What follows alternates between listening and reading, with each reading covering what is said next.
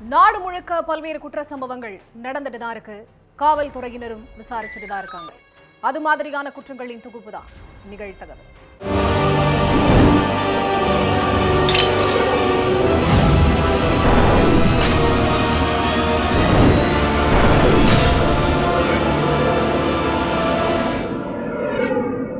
நிகழ்த்தகவு. காட்டுப்பகுதியில் கிடந்த ஆண் சடலம், உடலில் இருந்த ரத்த காயங்கள், செல்போன் சிக்னல், சிசிடிவி கேமராக்களை அலசி ஆராய்ந்த போலீஸ். சொந்த மச்சான் தான் அக்யூஸ்ட் என்பதை கண்டுபிடித்த காவல்துறை. மொத்த சம்பவத்திற்கும் ஸ்கெட்ச் போட்டு கொடுத்ததே தாலி கட்டிய மனைவிதான் என்பதை அறிந்து அதிர்ச்சியில் உறைந்த குடும்பத்தினர். நடந்தது என்ன?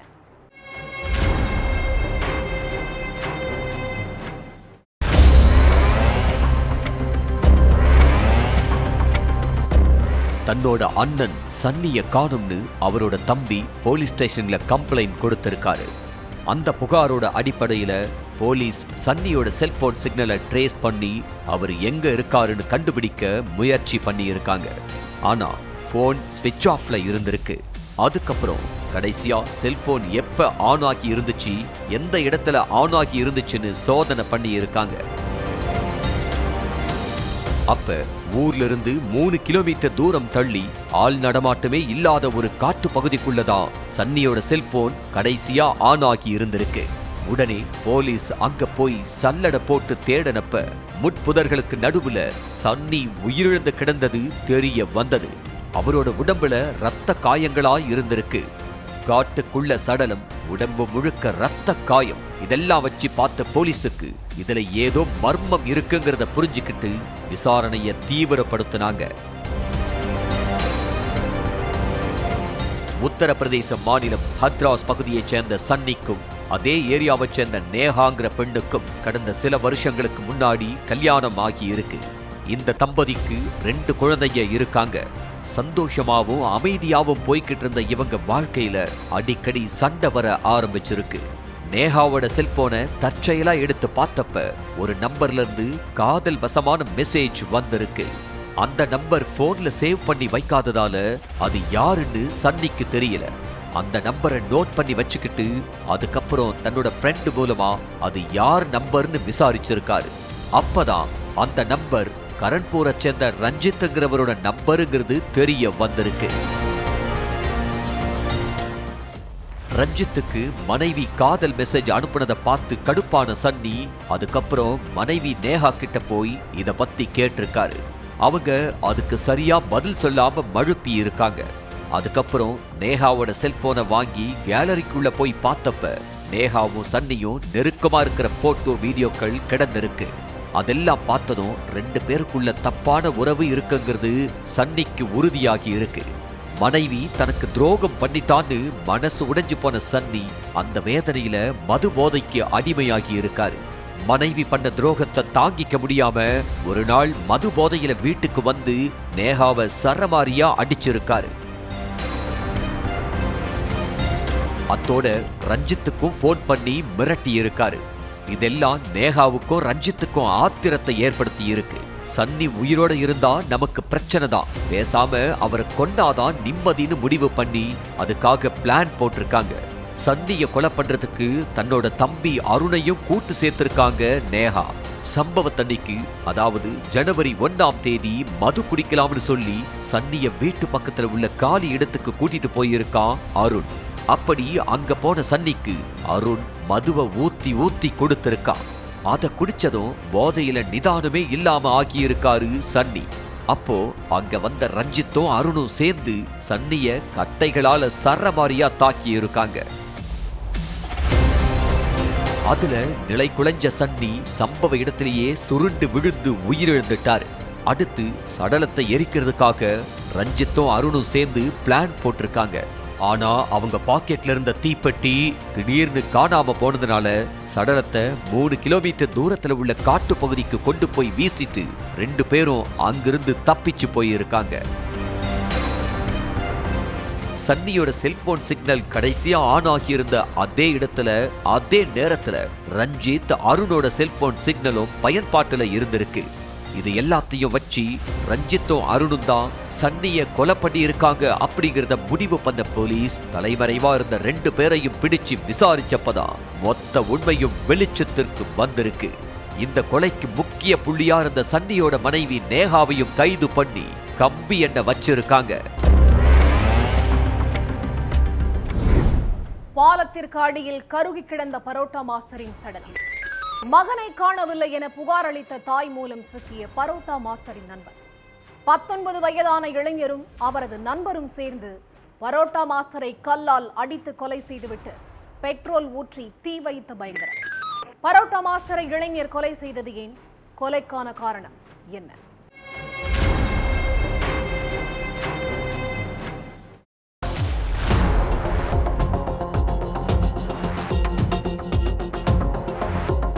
பாலத்துக்கு அடியில உடல் முழுவதும் கருகி போய் ஒரு இளைஞரோட சடலம் கிடந்திருக்கு. அதை பார்த்து அதிர்ச்சியான பொதுமக்கள் போலீஸ் ஸ்டேஷனுக்கு தகவல் கொடுத்திருக்காங்க. அடுத்து அங்கு வந்த போலீசார் சடலத்தை மீட்டு போஸ்ட்மார்ட்டத்துக்காக அனுப்பி வச்சுட்டு முக்கிய சாலைகள்ல இருந்த சிசிடிவி கேமரா பதிவுகளை செக் பண்ணி இருக்காங்க. அதுல சந்தேகத்துக்கிடமா வந்த நபர்களை விசாரணை வளையத்துல கொண்டு வந்திருக்காங்க போலீசார். இதுக்கு மத்தியில தன்னோட மகனை காணோம்னு ஒரு அம்மா போலீஸ் ஸ்டேஷன்ல கம்ப்ளைண்ட் கொடுத்திருக்காங்க. அடுத்து இளைஞரோட சடலத்தை அந்த அம்மா கிட்ட காட்டியிருக்காங்க போலீசார். அப்பதான் பாலத்துக்கு கீழே கிடந்திருக்கிறது அந்த அம்மாவோட மகன் அப்படிங்கிறது தெரிய வந்துச்சு. இளைஞரோட சடலத்தை பார்த்து கத்தி கதறி அழுத அந்த தாய், என் மகனோட எந்நேரமும் சுத்தினது அவனோட நண்பன் கிருஷ்ணசாமி தான் சொன்னதோட அவன் மேலதான் எனக்கு சந்தேகமே இருக்குதுன்னு சொல்லி இருக்காங்க.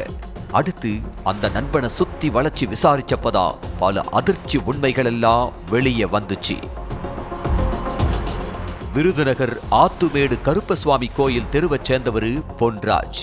32 வயசான இவருக்கு திருமணமாகி மனைவியும் ஒரு மகனும் இருக்காங்க. ஆனா மனைவி சண்டை போட்டுக்கிட்டு அவங்க அம்மா வீட்டுக்கு போயிட்டதுனால கடந்த 5 வருஷமா தன்னோட அம்மா அப்பா கூட தான் வாழ்ந்துகிட்டு இருந்திருக்காரு பொன்ராஜ்.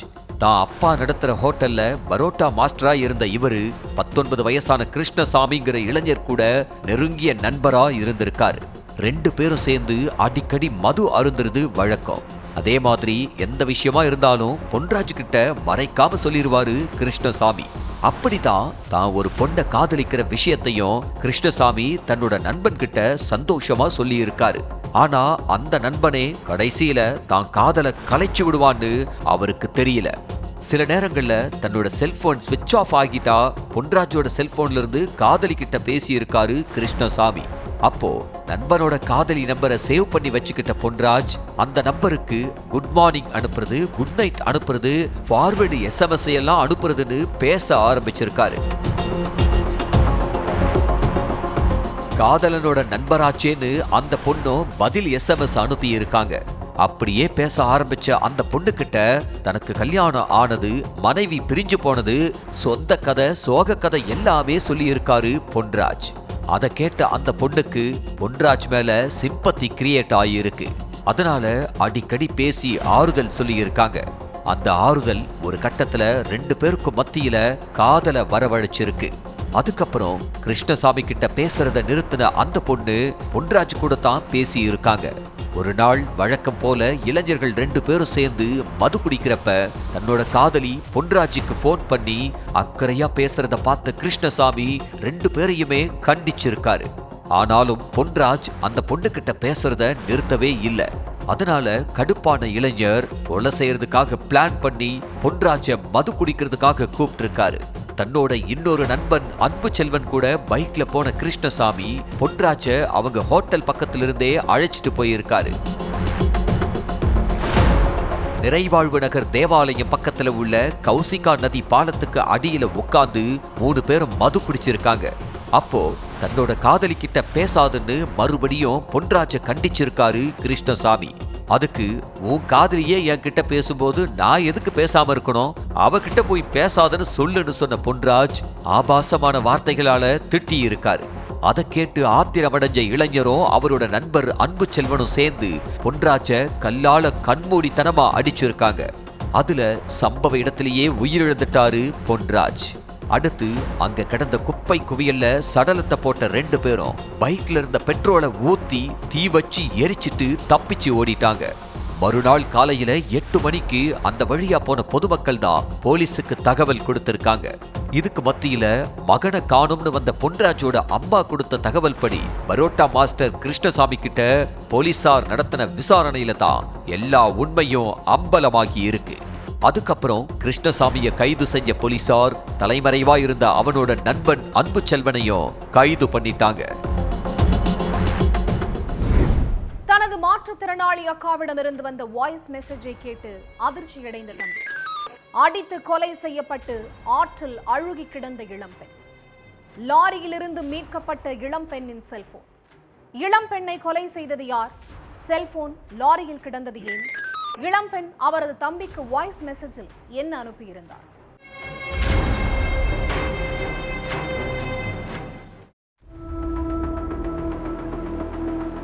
தன்னோட அக்கா நம்பர்ல இருந்து வந்த வாய்ஸ் மெசேஜை கேட்டதும் பதறி அடிச்சு போன் பண்ணியிருக்கான் தம்பி. ஆனா ரிங்கு தான் போயிட்டு இருந்ததே தவிர போனை யாரும் எடுக்கவே இல்லை. அதனால இன்னும் பதறி போன தம்பி போலீஸ் ஸ்டேஷன்ல போய் புகார் கொடுத்திருக்கான். அடுத்து இளம்பெண்ணோட செல்போன் நம்பரை ட்ரேஸ் பண்ணியிருக்காங்க போலீசார். அதுல லொகேஷன் மூவ்லயே இருந்திருக்கு. அதனால அந்த லொகேஷனை ஃபாலோ பண்ணியிருக்காங்க போலீசார். அதுல இளம்பெண்ணோட செல்போன் ஒரு லாரியில கிடந்தது தெரிய வந்துச்சு. அந்த லாரிய மடக்கி பிடிச்ச போலீசார் டிரைவர் கிட்டையும் கிளீனர் கிட்டையும் விசாரிச்சிருக்காங்க. அப்போ சார் அந்த செல்போன் யாரோடதுன்னே தெரியலன்னு சொல்லியிருக்காரு டிரைவர்.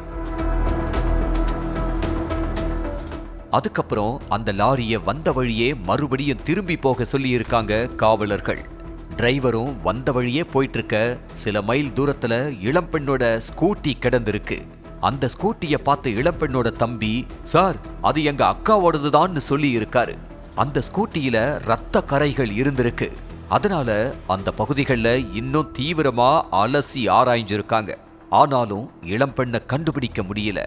அடுத்து இளம்பெண்ணோட தம்பி கிட்ட விசாரணை நடத்தி இருக்காங்க. அப்போ சார் எங்க அக்காவை ஒருத்தர் காதலிக்கிறாரு, அவரை மீட் பண்றேன்னு சொல்லிட்டு தான் வீட்ல இருந்து வந்தாங்க.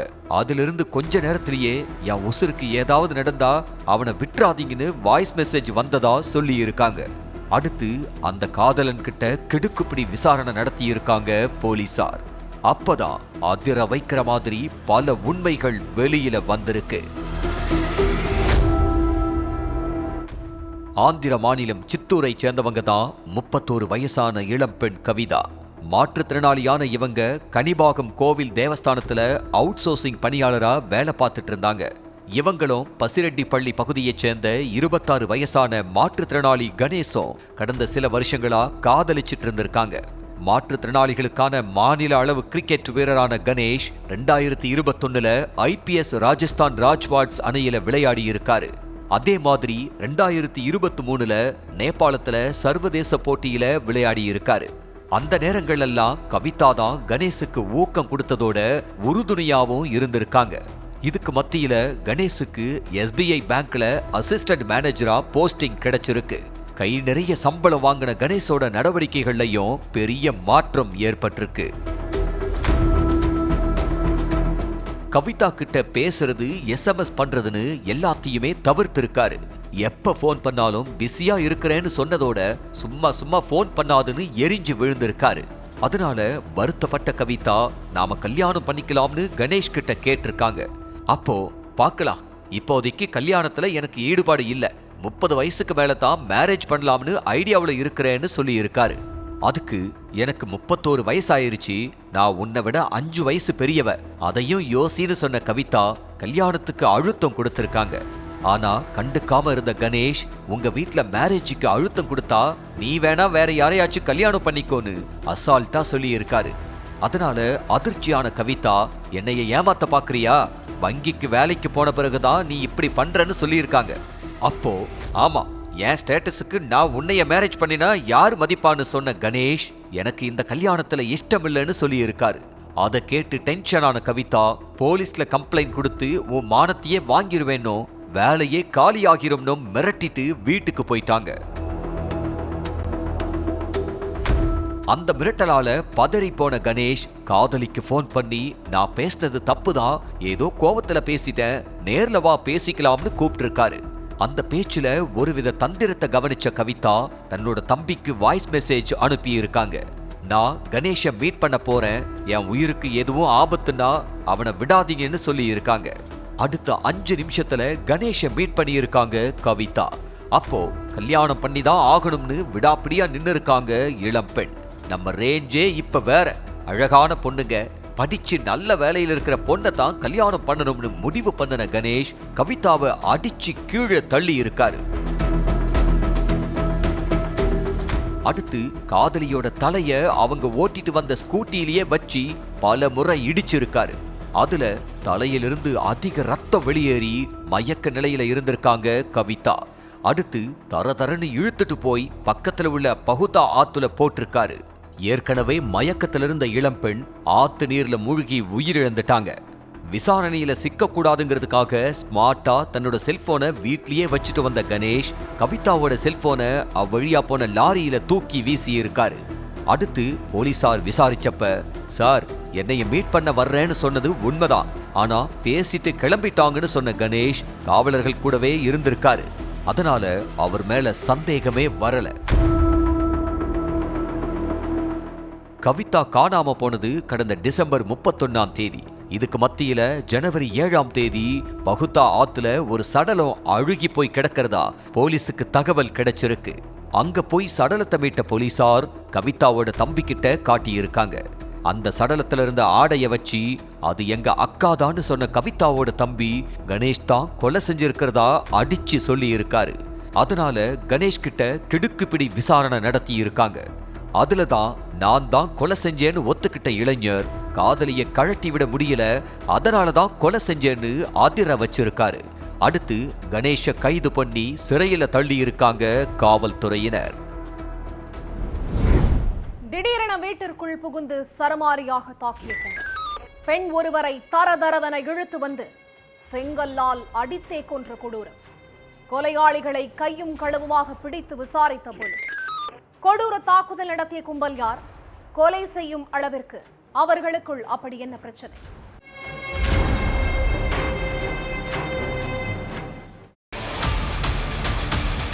வழக்கம் போல நவாடா பகுதி ஆள் நடமாட்டத்தோட பரபரப்பா இருந்திருக்கு. அப்போ அங்க இருக்கிற கிரண் தேவிங்கிற பெண்ணுடைய வீட்டுக்குள்ள நுழைஞ்ச ஒரு கும்பல் செங்கல் கட்டைன்னு கையில கிடைச்ச பொருட்கள் எல்லாத்தையும் எடுத்து கிரண் தேவிய சரமாரியா தாக்கி இருக்காங்க. இதுல ரத்த வெள்ளத்துல சுருண்டு விழுந்த கிரண் தேவி உயிருக்கு போராடிக்கிட்டு இருந்தாங்க. இத பார்த்த கிராம மக்கள் அந்த கும்பலை தடுத்து பாதிக்கப்பட்டவங்களை மீட்டு ஹாஸ்பிட்டலுக்கு அனுப்பி வச்சாங்க. ஆனா அவங்கள பரிசோதனை பண்ண டாக்டர் அவங்க உயிரிழந்துட்டதா சொல்லிட்டாங்க. இந்த விஷயத்தை கேள்விப்பட்டு ஸ்பாட்டுக்கு வந்த போலீஸ் சடலத்தை மீட்டு போஸ்ட்மார்ட்டத்துக்கு அனுப்பி வச்சாங்க. அதையடுத்து கொலைக்கான காரணம் குறித்து கிராம மக்கள் கிட்ட விசாரணையில இறங்கினாங்க. அதுலதான் இந்த கொடூர சம்பவத்தின் பின்னணி என்னன்னு தெரிய வந்துச்சு. பீகார் ராஜோலி பகுதியைச் சேர்ந்த சுதீர் கிரண் தேவி தம்பதிக்கு 2 ஆண் குழந்தைங்க 2 பெண் குழந்தைங்கன்னு மொத்தம் 4 குழந்தைங்க இருக்காங்க. கிரண் தேவிக்கு கடவுள் பக்தி ரொம்பவே அதிகம். அதே மாதிரி மாந்திரிகத்திலையும் ரொம்ப ஈடுபாடா இருந்திருக்காங்க கிரண் தேவியும் அவருடைய குடும்பத்தினரும். இதுக்கு நடுவுல கிரண் தேவிக்கும் இவருடைய பக்கத்து வீட்டுக்காரங்களான முகேஷ் சௌத்ரி குடும்பத்தினருக்கும் அடிக்கடி சின்ன சின்ன பிரச்சனைகள் ஏற்பட்டுக்கிட்டே இருந்திருக்கு. சின்ன சின்ன பிரச்சனைகளுக்கெல்லாம் 2 குடும்பத்தினர் வாக்குவாதம் பண்ணிக்கிறதும் மாறி மாறி தாக்கிக்கிறதுமா இருந்திருக்காங்க. இந்நிலையில கொஞ்ச நாளைக்கு முன்னால நள்ளிரவு நேரத்துல முகேஷ் சௌத்ரியோட குழந்தைக்கு உடல்நிலை சரியில்லாம போயிருக்கு. இதனால முகேஷ் சௌத்ரி தன்னுடைய குழந்தைய ஹாஸ்பிட்டலுக்கு கூட்டிட்டு போயிருக்காங்க. அங்க குழந்தைக்கு சிகிச்சை கொடுத்த டாக்டர் குழந்தைக்கு மூளையில ஏதோ பிரச்சனை இருக்குன்னு சொல்லியிருக்காரு. இதனால பதறி போன குடும்பத்தினர் எங்களுக்கு குழந்தையோட உயிர் தான் முக்கியம், எப்படியாவது குழந்தைய காப்பாத்தி கொடுத்துருங்கன்னு சொல்லி கெஞ்சி இருக்காங்க. இதுக்கு நடுவுல அந்த ஹாஸ்பிட்டலுக்கு வந்த முகேஷுடைய சொந்தக்காரர் ஒருத்தர் கிரண் தேவிக்கு நம்ம குடும்பத்து ஆளுங்களை பழி வாங்கணும்னு நினைச்சுக்கிட்டு இருந்தாங்க. அவதான் நம்ம குழந்தைக்கு ஏதோ சூனியம் வச்சிருக்கணும்னு, அதனாலதான் நம்ம குழந்தை உடல்நிலை சரியில்லாம போயிருச்சுன்னு சொல்லியிருக்காங்க. இதை கேட்ட முகேஷ் கிரண் தேவி குடும்பத்துக்காரங்க மேல கொலை வெறியில இருந்திருக்காரு. சம்பவத்தன்னைக்கு முகேஷ் சௌத்ரி அவருடைய குடும்பத்தினர் நேரா கிரண் தேவியோட வீட்டுக்குள்ள நுழைஞ்சு அங்க இருந்த அவங்களுடைய அக்கா, அவங்களுடைய கணவர் சுதீர் குமார்னு எல்லாரையும் சரமாரியா தாக்கி இருக்காங்க. அடுத்து கிரண் தேவியை மட்டும் வீட்டுக்குள்ள இருந்து தரதரன்னு வெளியில இழுத்துக்கிட்டு வந்த முகேஷ் சௌத்ரியோட குடும்பத்தினர் கீழே கடந்த கட்ட செங்கல்னு எல்லாத்தையும் எடுத்து கிரண் தேவியோட தலையில ஓங்கி அடிச்சிருந்திருக்காங்க. இதுல ரத்த வெள்ளத்துல சுருண்டு விழுந்த கிரண் தேவி சம்பவ இடத்திலேயே துடிதுடிக்க உயிரிழந்துட்டாங்க. இந்த கொடூர சம்பவத்தை பார்த்த பொதுமக்கள் பாதிக்கப்பட்டவங்களை மீட்டு ஹாஸ்பிட்டலுக்கு அனுப்பி வச்சிருக்காங்க. இந்த தகவலை கேட்டு ஸ்பாட்டுக்கு வந்த போலீஸ் தீர விசாரணை பண்ணி தாக்குதலில் ஈடுபட்ட முகேஷ் சௌத்ரி உள்ளிட்ட நபர்களை கைது பண்ணி சிறையில் அடைச்சிட்டாங்க. நள்ளிரவில் வீட்டின் கதவை தட்டிய கும்பல் கமுக்கமாக சென்று கதவை திறந்துவிட்டது. ஆழ்ந்து தூங்கிக் கொண்டிருந்த கணவரை கொல்ல ஸ்கெட்ச் போட்டு கொடுத்த மனைவி. மாரடைப்பு ஏற்பட்டு கணவர் உயிரிழந்து விட்டதாக கூறி பக்கா ஆக்டிங். தந்தையை கொன்றவர்களை அடையாளம் காட்டிய 10 வயது மகன். மனைவியை ஆள் வைத்து கணவனை கொன்றது ஏன்? நடந்தது என்ன?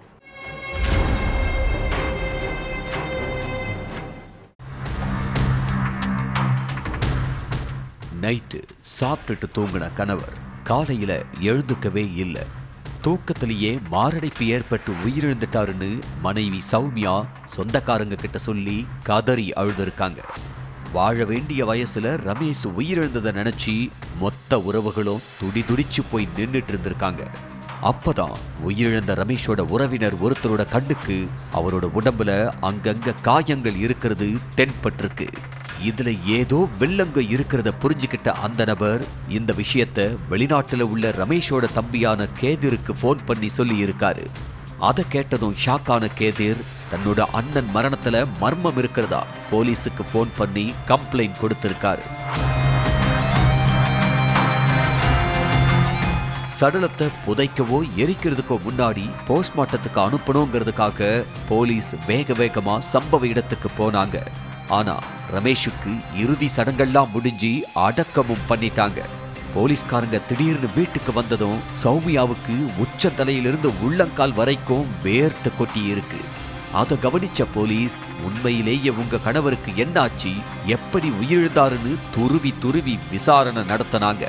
அப்போ சௌமியாவோட 10 வயசு மகன், சார் உங்ககிட்ட ஒன்னு சொல்லணும் சார்னு போலீஸ் கிட்ட சொல்லி இருக்கான். அந்த சிறுவன் சொன்ன விஷயத்தை கேட்டு மொத்த குடும்பமும் ஆடி போயிருக்கு. தெலுங்கானா மாநிலம் நிஜாமாபாத்ல உள்ள போர்க்கம் அப்படிங்கிற பகுதியைச் சேர்ந்த ரமேஷ் அங்க உள்ள பிரைவேட் கம்பெனியில மேனேஜரா வேலை பார்த்துக்கிட்டு இருந்திருக்காரு. இவருக்கும் சௌமியாவுக்கும் கடந்த 15 வருஷத்துக்கு முன்னாடி கல்யாணம் நடந்திருக்கு. இந்த தம்பதிக்கு 10 வயசுல ஒரு மகன் இருக்கான். சௌமியா பக்கத்துல பிரைவேட் ஸ்கூல்ல டீச்சரா வேலை பார்த்துக்கிட்டு இருந்திருக்காங்க. அப்ப அதே ஸ்கூல்ல பிடி ஆசிரியரா வேலை பார்க்கிற திலீப்ங்கிறவரோட சௌமியாவுக்கு பழக்கம் ஏற்பட்டிருக்கு. இந்த பழக்கம் நாளடைவுல திருமணத்தை மீறின உறவா மாறி இருக்கு. ரமேஷ் வீட்டில் இல்லாத நேரம் சௌமியாவை பார்க்க அடிக்கடி வீட்டுக்கு வந்துட்டு போயிருக்கான் திலீப். இதை பார்த்து அக்கம் பக்கத்துல உள்ளவங்க ரமேஷ் கிட்ட சொல்லி இருக்காங்க.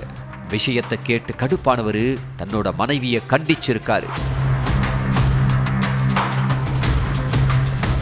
ஆனாலும் சௌமியா தன்னோட தகாத உறவை கைவிடாம தொடர்ந்துகிட்டே தான் இருந்திருக்காங்க. இவ்வளவு சொல்லியும் திருந்தாம உன் இஷ்டத்துக்கு பண்றியான்னு சௌமியாவை கண்டிச்ச ரமேஷ் இனிமே நீ ஸ்கூலுக்கே போக வேண்டாம்னு சொல்லி அவங்கள வீட்லயே இருக்க சொல்லி இருக்காரு. ரமேஷ் இருக்கிற வரைக்கும் திலீப் கூட பேச முடியாதுன்னு நினைச்ச மனைவி அவரை கொலை செய்ய துணிஞ்சிருக்காங்க. அப்பதான் சௌமியாவுக்கு ஒரு யோசனை வந்திருக்கு. அதாவது ரமேஷ் தன்னோட பேர்லயே பல காப்பீட்டு நிறுவனங்கள்ல 2 கோடி ரூபாய்க்கு இன்சூரன்ஸ் பாலிசி எடுத்திருக்காரு. அதனால கணவனை கொலை பண்ணிட்டு இயற்கை மரணம் அடைஞ்சிட்டார்னு சொல்லி அந்த 2 கோடி ரூபாயில திலீப் கூட ஜாலியா இருக்கலாம்னு பிளான் போட்டிருக்காங்க. தன்னோட காதலன் திலீப் கூட சேர்ந்து கணவனை கொல்ல பிளான் பண்ணி இருக்காங்க. இதுக்காக 2 பேரும் கூட்டு சேர்ந்து கூலிப்படைக்கு 35,000 ரூபாயை கொடுத்திருக்காங்க. பிளான் படி சம்பவத்தன்னைக்கு நைட்டு ரமேஷுக்கு தண்ணியில தூக்க மாத்திரையை கலந்து கொடுத்திருக்காங்க. அதை குடிச்சவரு ஆழ்ந்து தூங்கி இருக்காரு. அதுக்கப்புறம் திலீப்பும் கூலிப்படையை சேர்ந்த 3 பேரும் சௌமியா வீட்டுக்கு வந்திருக்காங்க. திலீப் கதவை லைட்டா தட்டினதுமே சுதாரிச்சுக்கிட்ட சௌமியா மெதுவா போய் கதவை திறந்து விட்டுருக்காங்க. அதுக்கப்புறம் திலீப் கூலிப்படையை சேர்ந்த 3 பேரும் சேர்ந்து ஆழ்ந்து தூங்கிக்கிட்டு இருந்த ரமேஷை சரமாரியா தாக்கி இருக்காங்க. அதுக்கப்புறம் கூலிப்படையை சேர்ந்த 3 பேரும் கை கால்களை இறுக்கமா பிடிச்சிருக்காங்க. திலீப் தலையணையை எடுத்து ரமேஷோட முகத்துல அமுக்கி துடிக்க துடிக்க கொண்டு இருக்கான். இதெல்லாத்தையும் கட்டிலுக்கு பக்கத்திலேயே நின்று சௌமியா வேடிக்கை பார்த்துக்கிட்டு இருந்திருக்காங்க. ஆனா இந்த மொத்த சம்பவத்தையும் ரமேஷ் சௌமியா தம்பதியோட 10 வயசு மகன் பார்த்துக்கிட்டு இருந்த விஷயம் அங்க உள்ள யாருக்குமே தெரியல. திலீப் வீட்டு கதவை தட்டின சத்தம் கேட்டு சிறுவன் கண்முழிச்சு பார்த்திருக்கான்.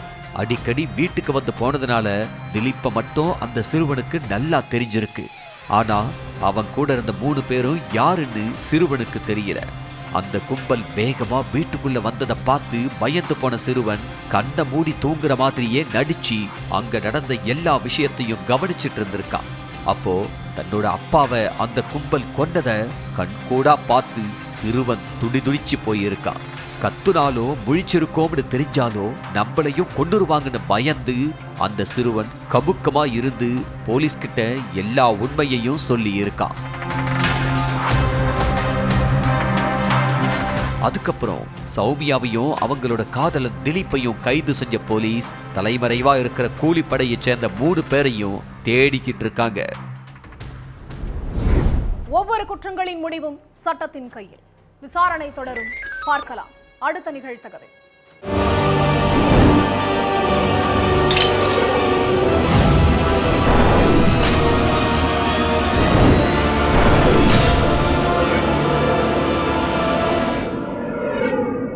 நிகழ்த்தகவு.